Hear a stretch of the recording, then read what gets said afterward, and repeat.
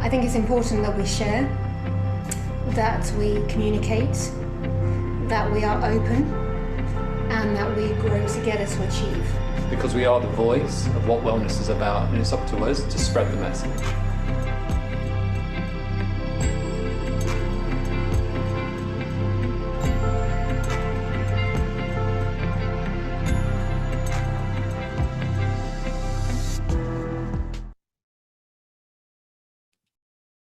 Good afternoon, good evening, everybody, and good morning for those in North America. Welcome to Professional Beauty's World Spa and Wellness Conference.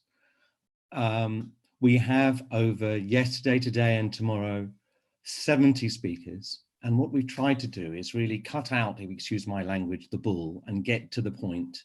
And the majority of our speakers are running spas or very, very active involvement in spa development, and we want them to share genuine advice. So I've been very much enjoying the program. I hope those of you have. This session is brought very much in conjunction with Kathryn Moore of Spa Connectors. Thank you very much, Kathryn. And it's entitled, How Can Spas Work with Brands to Launch Interesting Services and Reach New Customers? Let's look at brand collaboration. So just before I hand over to Kathryn, just like to thank our partners, Biologic Research and Lemmy. And Kathryn, over to you. Thank you. Thank you, Mark. Very excited to be here. And I can see we've got 138 participants already. Very exciting. Thank you. So today we have a lineup of very savvy business leaders, and we're excited to be able to talk to you about brand collaboration. What we want to say is that having the right partnerships and the right brand collaboration can really help elevate your brand. And so we've brought together a group of women. Well, it's turned out that they are all women, fortunately. A group of women that are going to bring some great tips to you today to help you, whether it's pre-COVID, because this obviously has been happening for a long time, but post-COVID also. And what sort of tips can you do and apply to your businesses, whether it's a spa, wellness clinic, or what have you? And what can you do to help get some more credibility to your business by partnering with existing brands? And so I just want to introduce our panel. We have some great women, and let me start by introducing Aldina Duarte Ramos. She's the Global Director of Wellbeing for Accor. Aldina is a blue ocean strategist and focuses on strategy, execution, innovation, and concept integration. She's a visionary leader. She's renowned for her expertise in high-end wellness projects around the globe and is the Global Director for some beautiful brands from Accor. Thanks for joining us, Aldina. We also then have Mary Pratt, nicknamed Pratt. She's the founder of the Caviar Spoon Rebelle. She's a leading matchmaker, focusing on brands, and it's brand to brand or micro-influencer brand matchmaking. And she's a successful creative collaborator that brings together auxiliary brands and helps harness potential of these brands. I think it'll be really interesting to hear from her today. She's currently producing an online platform to bring together different brands, and that'll be exciting to hear more from her. We then have Mari Armada from the Elixir Clinic. Mahi is the co-founder and the co-director of the Elixir Clinic, a bespoke wellness clinic that is specializing in enhancing clients' well-being through IV therapy, vitamin infusions, intramuscular injections, anti-aging, and much more. She's based in London, but she's always on a plane. And she is in charge of the global business strategies for her business, and that includes obviously brand collaborations and developing the latest technologies, treatments, and trends with integrative medicine. We also have Nicola Stott. We're very lucky to have her, Director of Special Projects from Elemis. She has over 20 years experience with Elemis, but over 30 years in the beauty industry. So Nicola understands the opportunities and the challenges of the industry through product supply and brand management. She's taken the brand around the world, which is also very exciting. So we've been able to see how brands can work with other brands and she'll be sharing what Elemis has been doing from a brand collaboration perspective. So we've got, as you can see, a powerhouse of women here, and let's get started with some questions. I'm going to start with Mary, as she is the queen of collaborations. Mary, what are the benefits in engaging in collaboration? Like, why would a brand want to piggyback or collaborate with another brand? Well, it seems an easy answer, but so many people don't do it. But the fundamental reason is, as brands, you can expose yourself and piggyback off other like-minded brands, saving unnecessary, so I state unnecessary, overspend on social media marketing and PR. So you see over time, we get busy, we have brands and we start doing stuff, paid advertising. But if you work as an alliance, so a collaborative alliance, it can open so many doors. It can save money.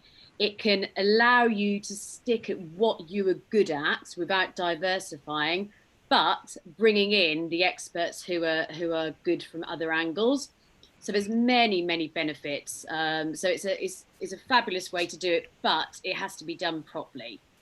Can you give us an example of a good collaboration so that we can sort of all get our head around these collaborations? Because when I first brought this idea up of collaborations, everyone sort of thought, what do you mean by collaborations? Because there are many different angles. Yeah. I mean, if you look at the big brands, you have very random industries. You can have Spotify with Uber. You can have Crayola did a great collaboration, or a cross-marketing collaboration with Clinique.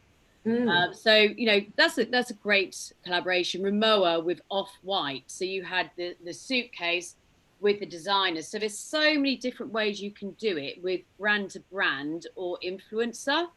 And with regards to, with collaborations, it can be anything from we see a lot of retreats, whether at the moment there are lots of virtual retreats.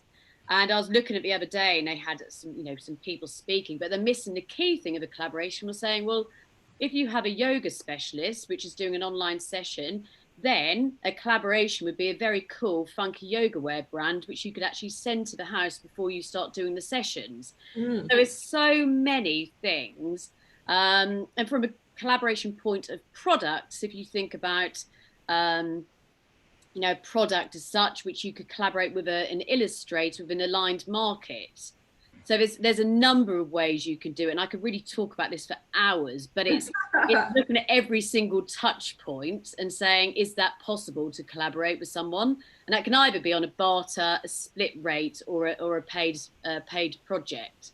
Okay, that's interesting. Aldina, I mean, some of these ideas I think could be easily taken to the hotels, especially with some of your brands. How do you choose what sort of collaborations you do? And is there anything exciting that you're working on now that you could share with us? Actually, how do we choose and how did that start? It starts with an inspiration first, because you need to be inspired, right? And I'm sure you know the expression, food for thought. So if you're inspired, then you will get the idea. The idea, then it's the kickstart. It's the idea to explore, then it's time to talk to the person that you are thinking about the project. Then you make it happen. And for us means testing, piloting. Because if you don't pilot, as we have such a network, a big network, with so many world zones involved, so many cultures involved, you cannot have only one test in one country or one city and then duplicate. It's not a copy-paste thing. So you need to pick up the right angle, the right story, because what people will be looking for, it's at the end of the day, and what we want, it's meaningful stories. So that's the way we create our partnerships with this inspiration, ideas, tests, and pilots. And with this strategy, we've been able to consolidate a very first approach with, for example, Les Mills for Pullman. Yep. Pullman brand is now focusing on power fitness. It's very strong. It's on performance. And we start building a relationship, a strong partnership with Les Mills. they're the #1 content provider in the world when you come to sports and sports on demand. So it's really matching with the brand DNA.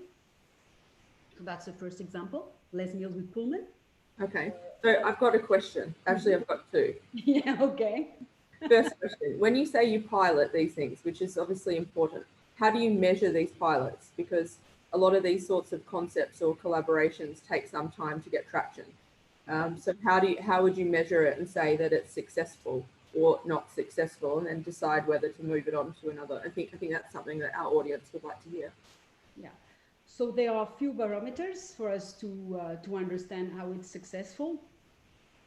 So how easy it is to implement is very important to us, because if you have a fantastic idea, but at the end of the day, it's a nightmare for the hotel to implement, it will never happen. Even if the idea is beautiful, I mean, it needs to be very easy for the hotel to implement. So that's one of the barometer. This is how we deal with it. But then how we measure the guest, the final guest is the judge. So we need to do everything we can to make it accessible, to make it understandable. So it's crystal clear, it's plug and play for the guest.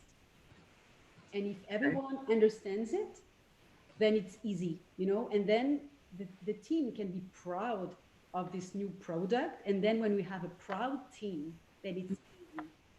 Right. Okay.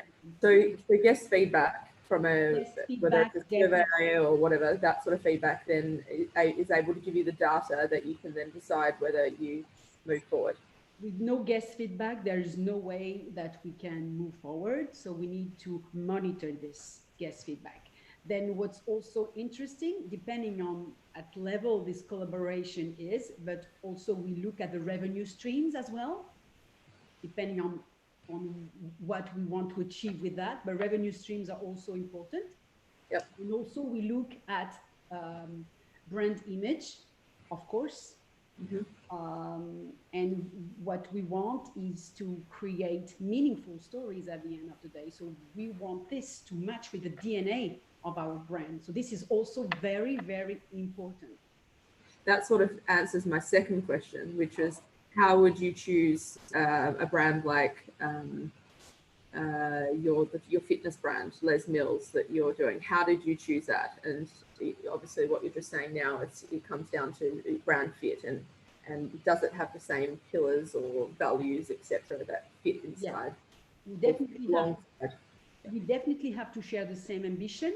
But for Les Mills, you know, it's still something we are ongoing. It started 4 years ago, you know, so it's a long run. It's a long run. We did one first crash test in Paris.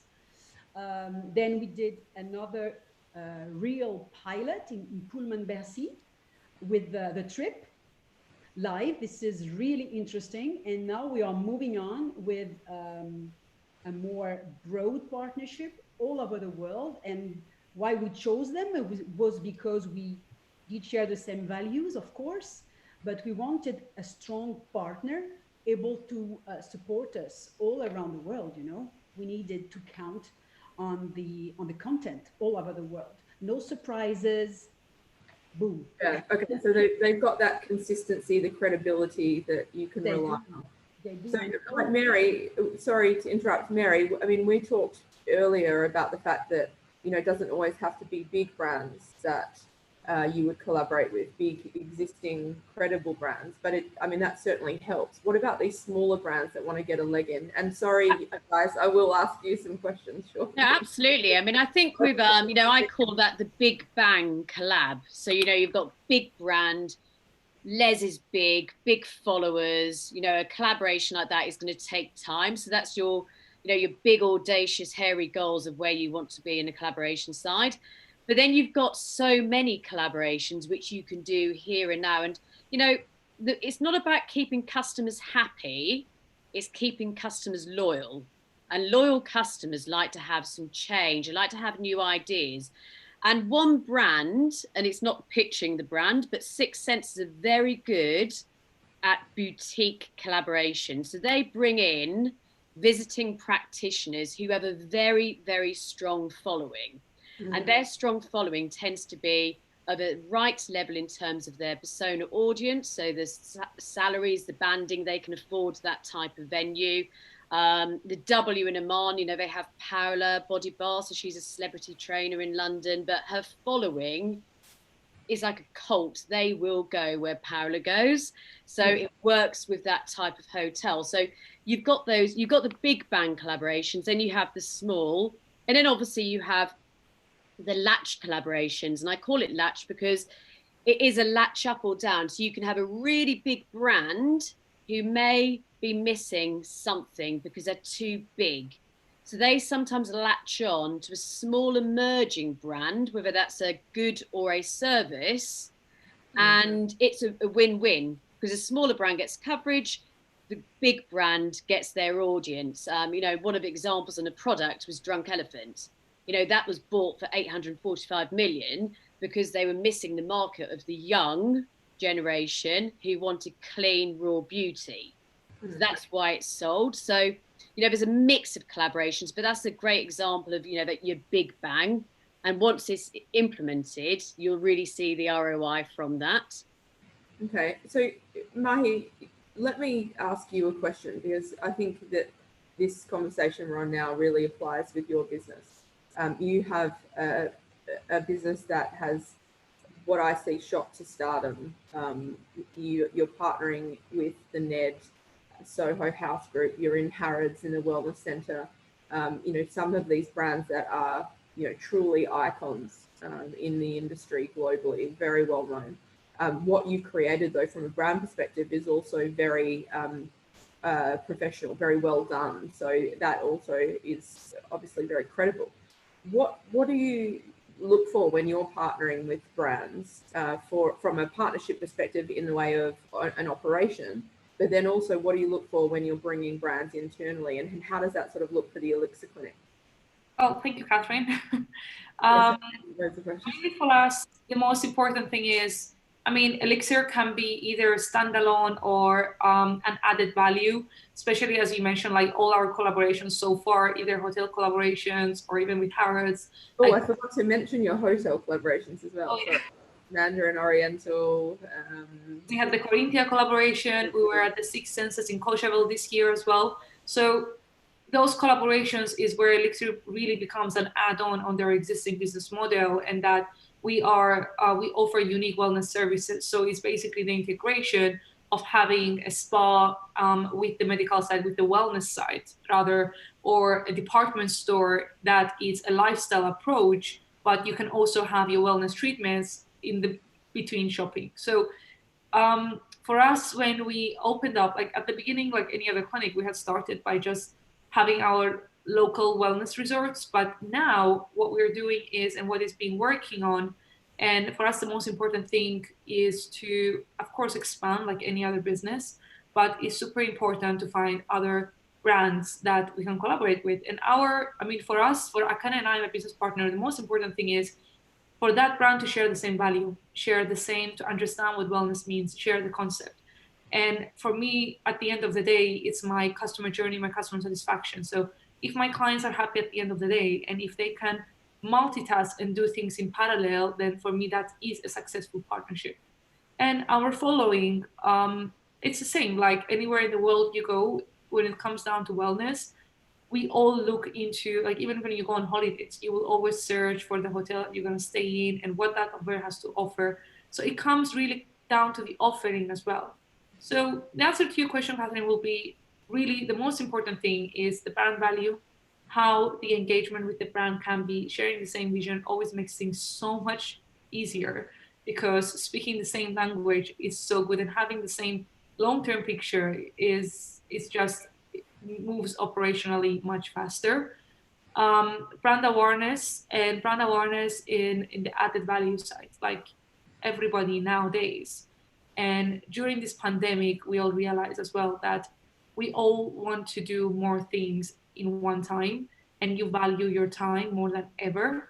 And that's super, super important. I truly believe in collaborations because there is no loss in it. It's, you know, you have the client satisfaction and you have the multitasking, and it's great. It's a targeted campaign, really. A question for you.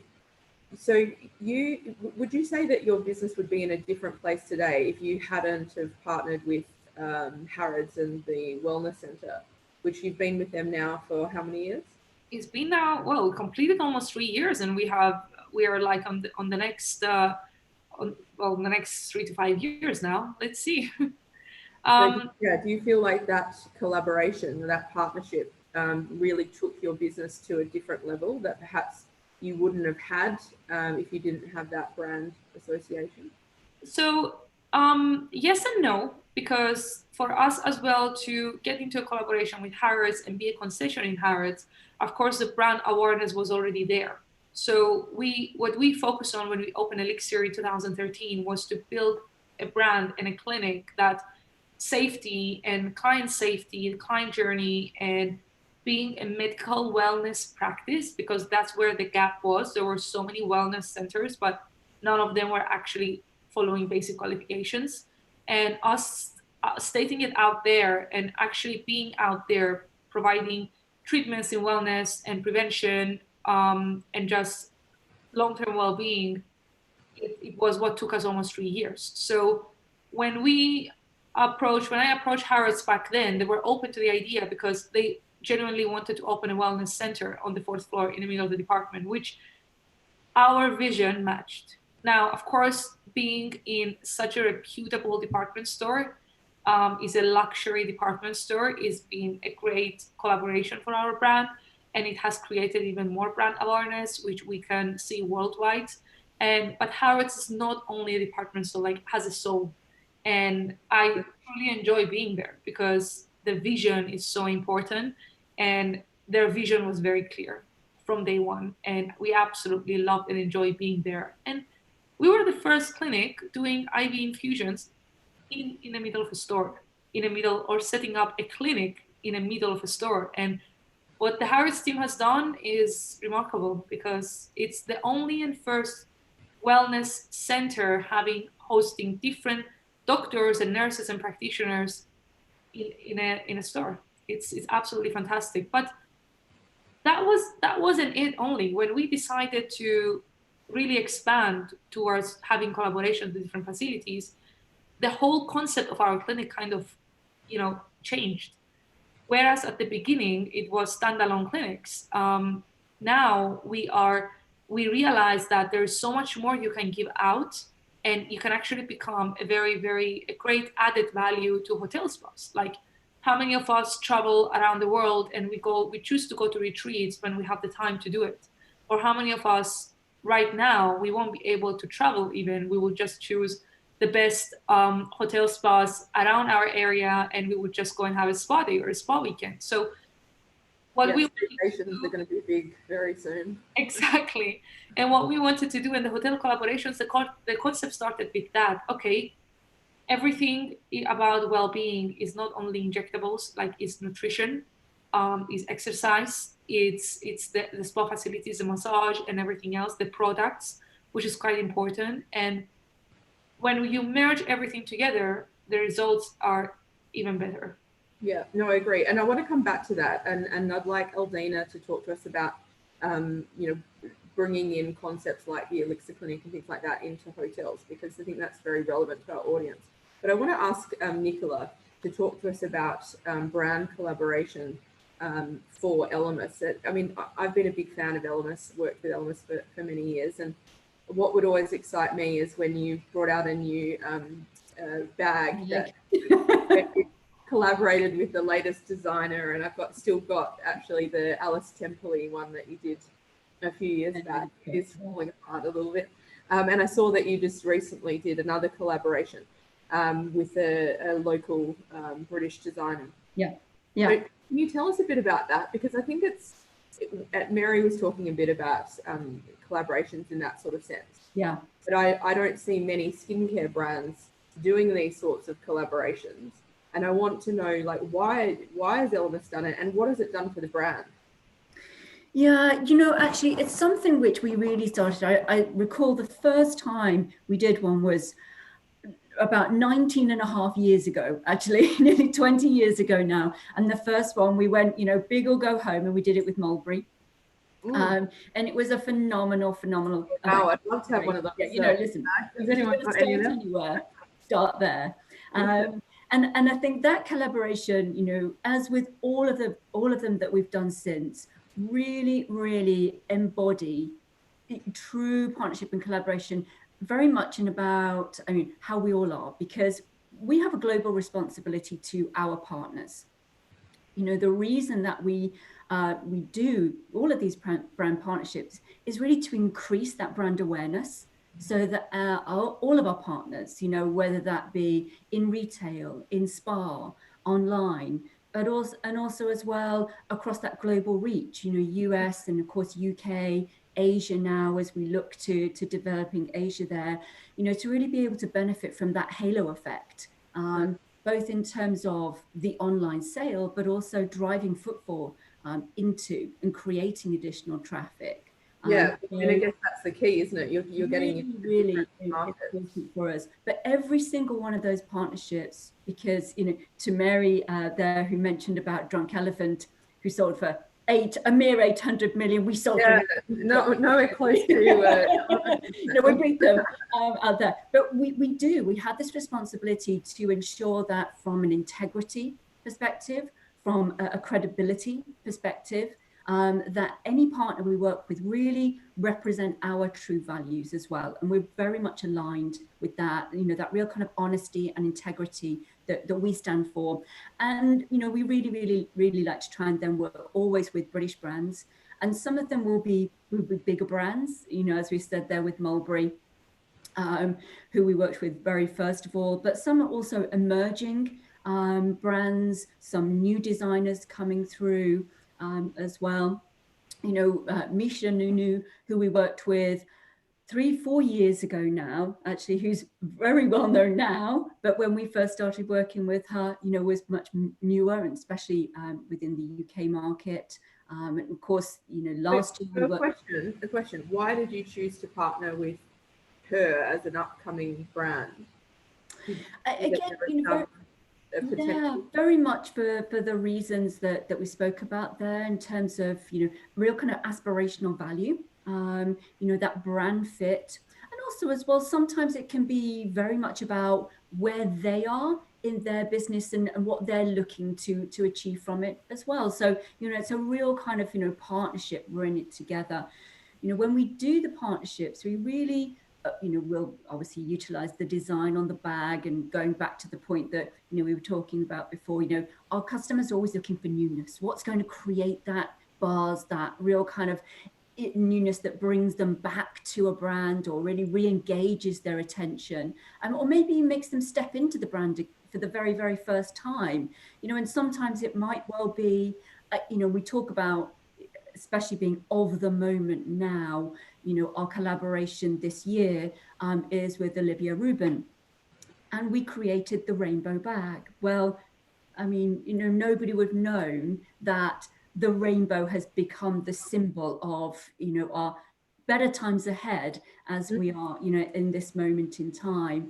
And so, but that collaboration started out of really wanting to create something that's going to be a little bit fun, a little bit more youthful. Also thinking about, again, as we said there, where each one of us are in the development of the brand, and just to kind of bring that little bit more youthful feel to that bag as well. Yeah, it's interesting.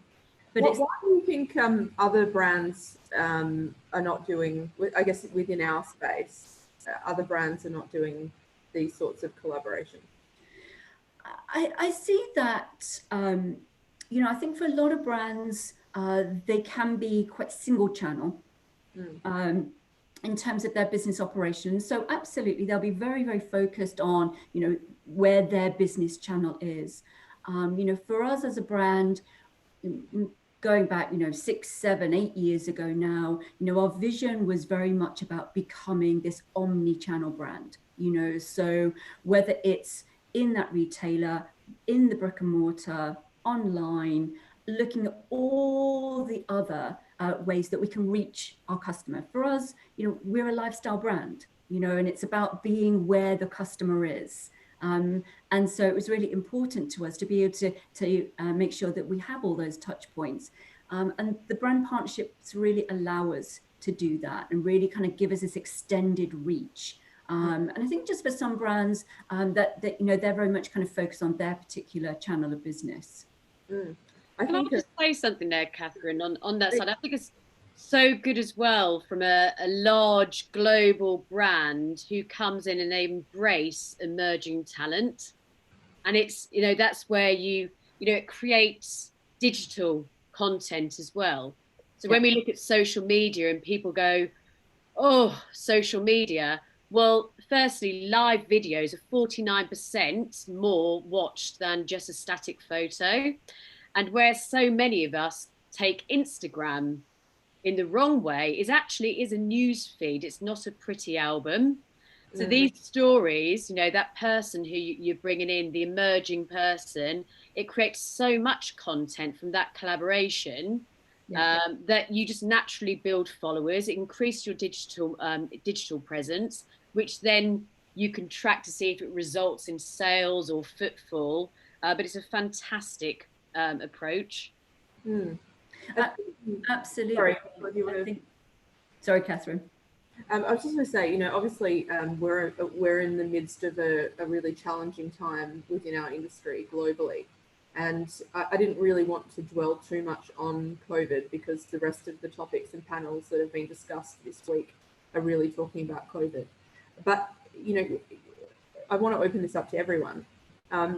What sort of things do you think that businesses, whether it's a skincare brand, whether it's even a collaboration between an operator and a skincare brand or a hotel group, what sort of things do you think people could be doing right now to really be looking at helping their business get out of this awful situation that we're in? Anyone want to answer that? I mean, I can put one point across where I think this goes into more of a safety collaboration in terms of, are people looking for discounts and bargains at the moment? I think, and this is a personal opinion, and we had a conversation about this yesterday, this is not about social distancing, this is about physical distancing, because none of us want to be social distancing. And the one thing which a fear or a purpose is around hygiene and about cleanliness and about contactless and what we can do from that side. And I think collaborating with the right people on that side to create the pillars that, it's clean, it's hygienic, and then you start adding the creatives. That's a really important factor for the right here, right now. Just, and it should be anyway. But that's a big fear what's on people's minds. Is it clean? Can we go there? Not, I've got 50 so what are you saying exactly? So brands could collaborate with a PPE provider or a cleaning provider? Yeah, there's I was speaking to a big tourism, a big company yesterday. They're saying that we're doing a lot of collaborations with ministries to make sure that we have got the right policies in place and we promote it at the right time. So there's so many things from that perspective, and it's more of a you should be doing it anyway, but this is where collaborations can go into so many different angles. It can go into creative, it can go into visiting practitioners, it can go into cross-marketing collaborations, but it can also go into the formal things we should be doing, but making sure that is brought to our customers. Yeah, that's true. Aldina, can I ask you, you would have most of your, well, probably all of your spas globally closed at the moment, so I'm sure everyone's working on strategy and plans and so forth. So what does it look like for you when you reopen from a collaboration perspective? I know you've got the Les Mills collaboration happening. What else do you look at? You've got fitness. What about from a wellness perspective? Have you got anything in the pipeline that you're looking at now? Yes, I mean, always mentioning Pullman, we also have this program that is active nutrition, so this is for Pullman, and we partner with nutritionists on site. And so would that be a visiting practitioner or someone who's employed? Yeah, we will have the regular chefs there that want to play the game. It's interesting for us to understand that not every chef is willing, to step this way. It took us a long time to understand, because we started this journey about the active nutrition, 6 years ago, and I did not understand first why it was so hard to dig in, because the chefs actually were not comfortable with that healthy message. Yeah. So this is Well, they want to use fat and butter and salt. Yes, but it was very, very interesting. It was very interesting because we picked up the ones that wanted to address it. And then in other regions, we partnered with local nutritionists, and as well, we started a relationship with this influencer called Sarah Hoey. With her, we toured the world, and she's a Californian. She's a coach. She's a cancer survivor, and with her, we just went to over 20 cities. We invited social media influencers everywhere we went. So this would, of course, contribute to brand awareness and drive the message of Pullman. But then to mention another example of well-being, it's also interesting for us to mention the collaboration with L'Occitane, with Sofitel, for example. Tell us about that. It's interesting because Sofitel, it's about effortless well-being. It's the message we want to convey. And with L'Occitane, the message was really fair. It was really fair and important. So we decided to step in that partnership, but not across the whole world. We decided to start with Mexico because, they have this fantastic new concept about sleep. And our full well-being strategy is based on sleep, on food, on sport and spa. So for Sofitel, we were able to address this sleep and spa through L'Occitane with this sleep and reset concept backed up with strong R&D research. So for us, it was very important to bring that to the table. So we have already L'Occitane in Dubai. We started in Dubai, Mexico as well. We have three in Asia, and we just signed the full contract, 1 month ago. So it's very interesting to see that from a well-being perspective, we have this very interesting partnership as well. So why did you choose L'Occitane as a brand for Sofitel? Because I see L'Occitane in department stores, in duty free, and all those sort of things. That for me, that wouldn't be the first brand that I would associate with Sofitel. Actually now it's a bet for us. We wanted to dive in their brand new image. We were convinced with the new face of the brand. Okay. And for us, it was very, very important. The Sleep and Reset program is really important to us. And also the message that L'Occitane conveys matches fantastically with French art de vivre, So it's a way of expressing it to the Sleep and Reset. Yeah, no, that makes sense. I understand.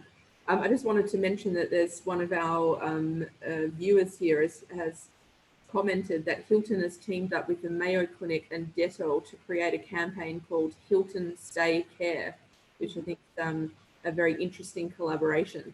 So I guess lots of people are out there looking at how they can do collaborations with brands that bring credibility, because obviously Mayo Clinic and Dettol are very well-known brands. And I think Kathryn there as well. It's a really good point, from an operator's perspective. And obviously we've talked a lot about some of the bigger collaborations, but certainly at that very kind of local level for our spas, for our resorts, for our hotel spas as well. Just I think really looking at how you can partner with your brands that you actually have in the spa and really kind of work together on initiatives and projects. And we know that for for some spas, they're not coming back with their full treatment menu. They're maybe only doing body, and they're not doing face, or maybe they're actually being very cautious and they're very apprehensive about coming back with treatment full stop. So really kind of thinking about the retail opportunity that can open up, working together, putting together maybe a nice little kind of retail packages that a guest can buy into. They might even do a kind of a click and collect type service, if they call or email in, I'd love to collect, my at-home spa facial collection. They can come in, pick it up and go away. If you're in a hotel, it might be that you have your little in-room spa bar menu, so in that bedroom, there is 2 or 3 nice collections that a guest can have either delivered up to their room before they depart, or they can come and collect it from the spa before they go. So just really kind of those local collaborations with that brand, with those brands that you've got, and then working with the brand in terms of, what kind of support can they give to you in terms of Facebook, in terms of Instagram. Maybe there's an Instagram live activity that you can do together. That's important because there are a lot of online platforms now that are selling all these products and taking sales away from potentially our spas or our salons or what have you.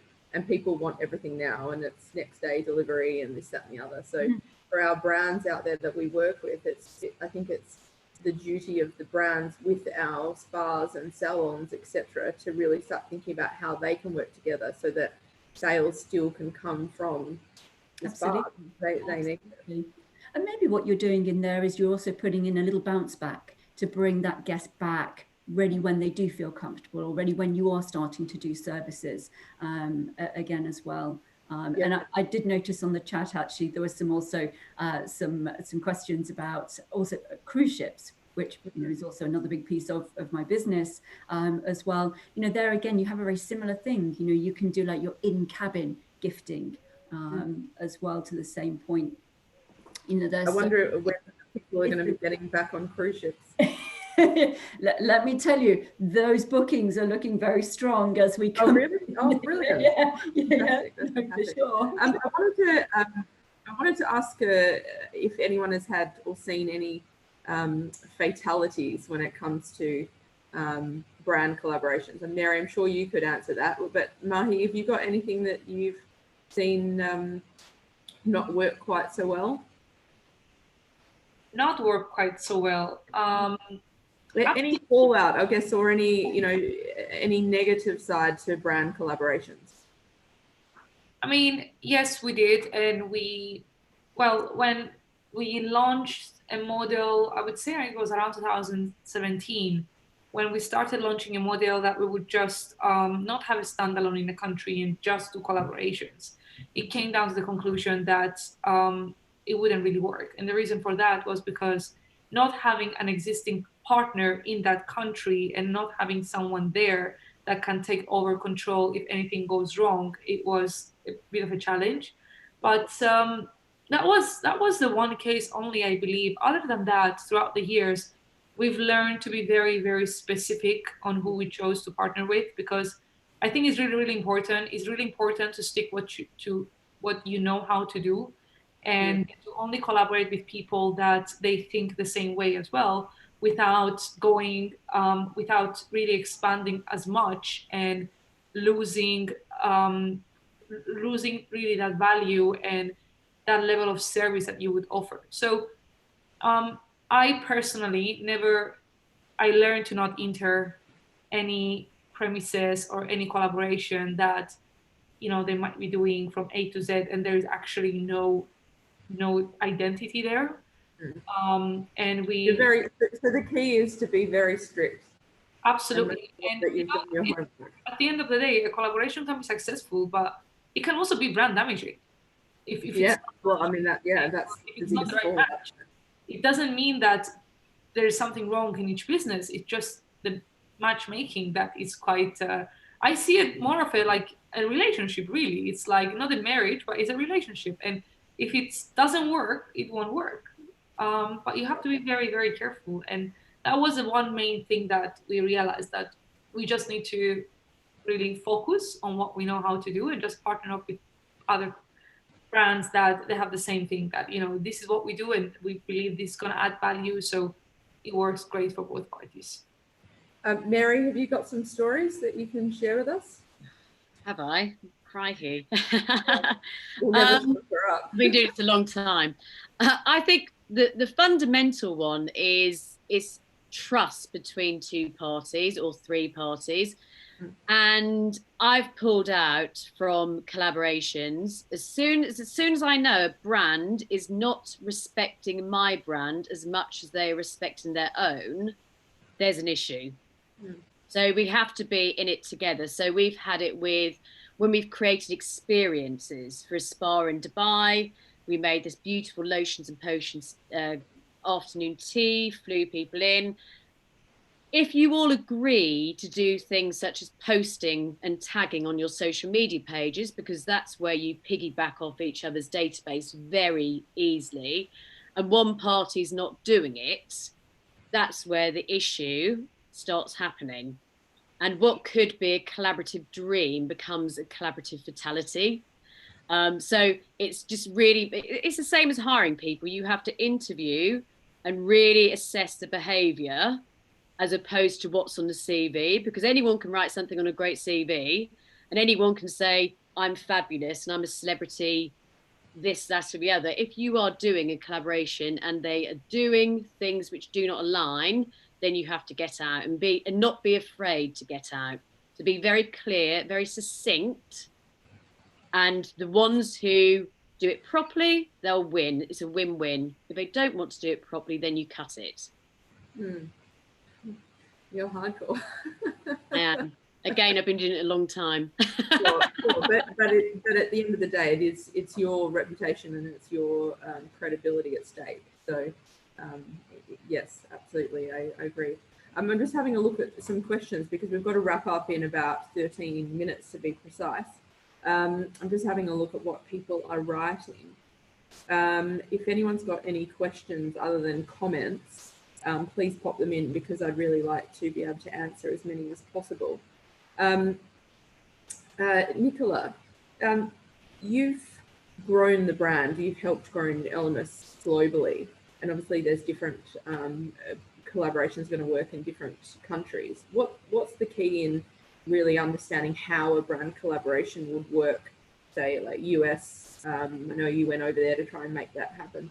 How do you learn about what US, for example, wants versus the UK? Yeah, well, do you know what?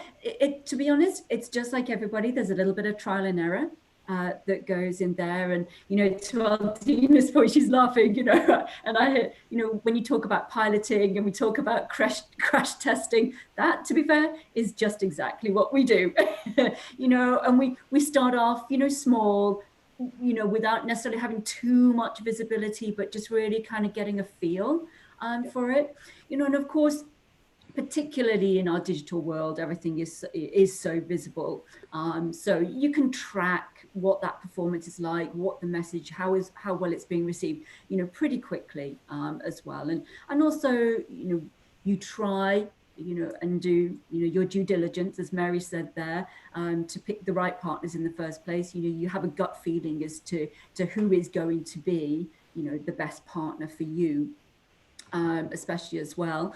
But, you know, really kind of looking at, do they have a strong social following?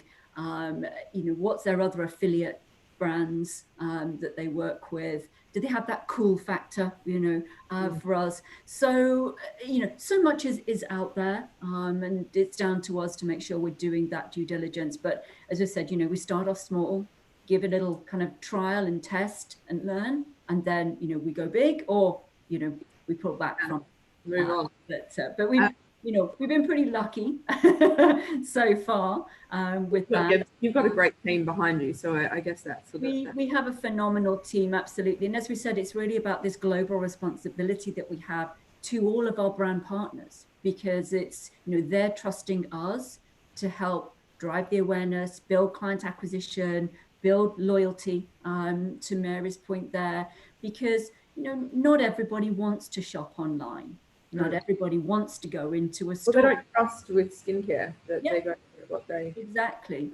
I mean, certainly what this time has done is, you know, of course, it's changed shopping habits, definitely, and for sure, and some, you know, for, you know, forever as well with that. But I think it's also, you know, made us kind of look differently at how we use some of these mediums, and also as well make us appreciate how much we miss going in to have that one-on-one contact as well. So I miss massages.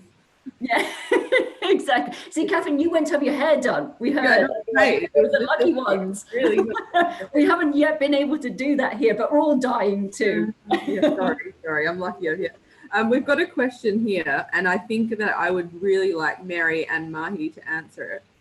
It's a cool one. What would be your dream collaboration that is really thinking outside the box with pairing two brands that would otherwise not make sense?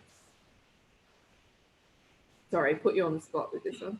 I'm going to do one because I think it's amazing, but it's a person with a spa, but it's a free diver called William Winram.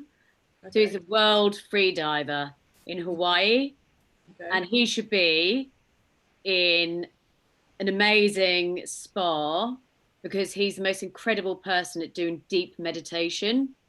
When you hear free diver, shocks, free diver, he's incredible. So most spas are going about, you know, yoga, Pilates, but he can do deep meditation, but he's a free diver. That's just one which came out of my head from a person who is... Aldrina, you might want to jump onto that one for one of your brands. Be quite exciting. Mahi, what about you? Have you got something? I mean, for me, living in London and having to realize and accept the fact that I might not be able to leave this city anytime soon, I think the dream collaboration, and one thing that there's a big luck here, is having that one-stop location that you could go to and have everything done, basically from A to Z, meaning nutrition, gym, to like a co-working space that you can actually also meet people, to kind of a member club, but it's not a member club. And I don't think anything such as exists yet. But that would be it. Or some of the existing member clubs, something more or less like what the Lancerhof Club did in London, but adding the spa element to it as well, because for me, the spa is quite important. Like you, I miss my massages so much. And if I could have that done now, it would be great. But collaborations such as, I think it would be ideal for us. Yeah, it's funny you say that. So we've got Michaela here from Soho House in London saying, what platforms do you use to find the best people/company to partner with to support treatment offerings rather than retail offerings? Does anyone have any solutions for this? That's actually probably a good business opportunity. Word of mouth, really. I mean, there is no panel or anything. It's more about getting a feedback or places that we've been ourselves and, you know, they left a memory or something that we don't want to go back to. It can be a product, can be anything, but word of mouth probably. Nicola, you've got something? Yeah, I was going to say, you know, definitely look at those travel partners. You know, we talk about Mulberry, who we worked with nearly 20 years ago, but another one of our very long-standing partnerships is with British Airways, both in terms of providing that amenity bag to first class, business class passengers, but also through the travel spas. And, you know, we see hundreds of thousands of those first class, business class travelers through London, through the 5 terminals there, and then also through New York. And literally they have that opportunity to have that 15-minute touch point of service. And you know what that is then about is being able to introduce somebody to that LMS service so that they then go and they look, where can I find this? Where can I get my full treatment from? So, you know, if you're kind of looking to partner with travel brands like that, then, you know, I think they're great collaborations to think about. But also thinking about how you then make your treatments very visible to your customer as well. And I think, again, we've talked a lot about Instagram. That is probably one of the most visited pages on our LMS.com, Instagram sites, and that is where we're doing influencer treatments in the house of LMS. You know, so really kind of using that as a medium. We have a lot of influencers that are coming in. They kind of, you know, take that video whilst they're in the treatment room, you know, they'll, you know, post it for themselves. That's the most watched page, you know, totally. And so, you know, I think for each spa to really use those kind of platforms, and whether it's the team doing it for themselves, are you thinking about developing your own influencers in your own businesses? Again, I think that really elevates an honesty and integrity as well. I was going to bring up influencers, and then I thought against it because I thought the whole topic would end up going towards minefield. That's a whole nother session that we could probably talk about. But you're totally right. I mean, that collaboration, that partnership of influencer and brand is, you know, incredibly important and can elevate your brand immensely. So no, I totally agree. I've got a good question here from Suzanne Lopez. Oh, it's going up as I'm trying to read it. Would collaborating with a brand also isolate your brand with loyal consumers of your brands, loyal consumers of your partner brand's competitor? How can you avoid such a situation? Mary, this might be one for you. Would collaborate? Sometimes, I mean, one of the good ways to do rotating brand collaboration. So you can rotate, so do it like you know, when you see the arts club and they have different arts come in. So rather than do the long term, you can do quarterly. So you're not going into any camp in particular. You're staying fluid and seeing how. Now, obviously, if one collaboration completely explodes, then you want to continue with it.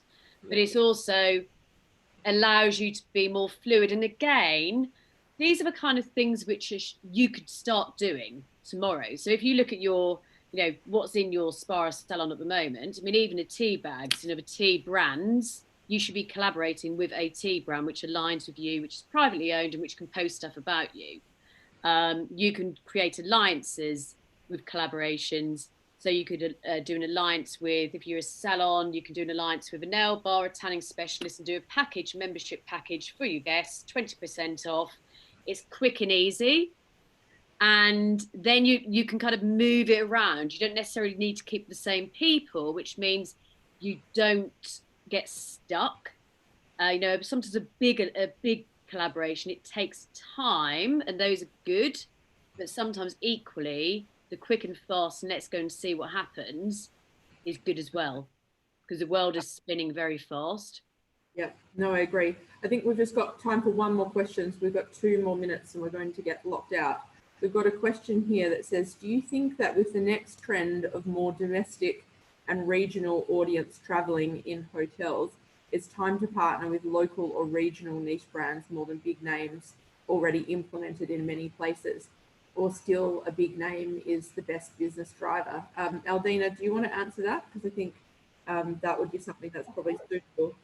Yeah, actually, we do not partner only with big names. We also have local initiatives, you know, and we select local brands as well.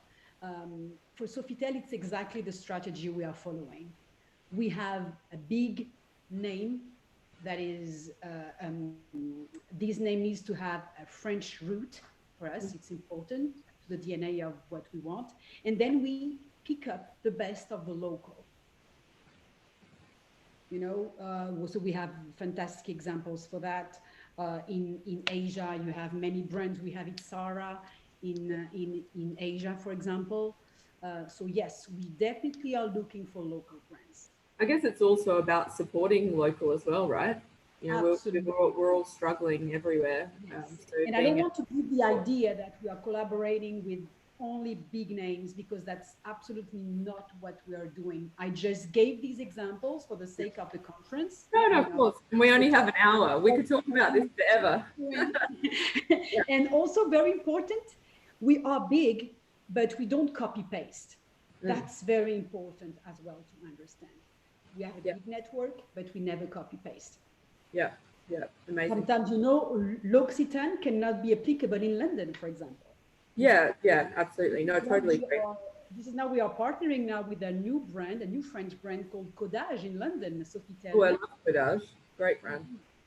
Okay, sorry, we're going to have to wrap it up. I would love to keep chatting. And we've had some really, really good feedback from everyone. Thank you for all of the comments with everyone who's been watching. And I'm sure that they can view this later, right, Mark? That is right, it is recorded. Okay, amazing. Fantastic. But thank you so much, ladies. I've really enjoyed having a chat. Let's do it again another time. Thank you. Kathryn. Thank you, everyone. Thank you. Thank you, everybody. Thank you very much, Kathryn, Spa Connection.